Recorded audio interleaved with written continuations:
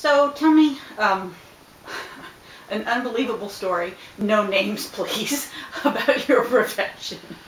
Well, there are a lot with me. I mean, most of them tend to be of neat things that have walked into our auction house and have sold for a lot of money. But for me, probably the most interesting and is not just something that sold for a lot of money, but something that had a great story. I was in Columbia, Missouri, a couple of years ago, picking up a collection of interesting collection, diverse collection of both Chinese art and American Indian art. And we had all loaded everything up, and we were literally closing the door on the truck, ready to head back east. And the gentleman said, "Oh, I've got one more thing to show you, just one more." He runs into his house, comes back out, and hands me this little cup. It's a little cup made of horn, made of a steer horn. It has silver dollar, dated 1802 for the bottom. And on the front it had an eagle, in the date 1813, and on the back it had a picture of, engraved in it had a picture of a fort. I thought it was a really neat thing.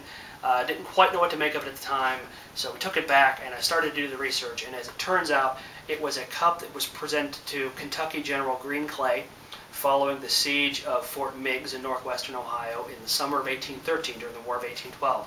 It was a long, hard-fought battle, but they managed to repel the British and secure the northwest part of the state in the summer of 1813, and this was a cup that was presented to General Clay for coming in and saving the day, probably by one of his soldiers, or one of the Ohio soldiers who was a horn carver.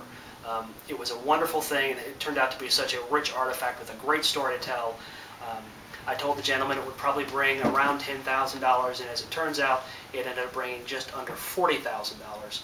And I'm very pleased to say that the thing went home to Kentucky, to somebody who loves it just as much as I did, and so I was thrilled to be able to help find a good home for that. Okay, well that's all. Thank you.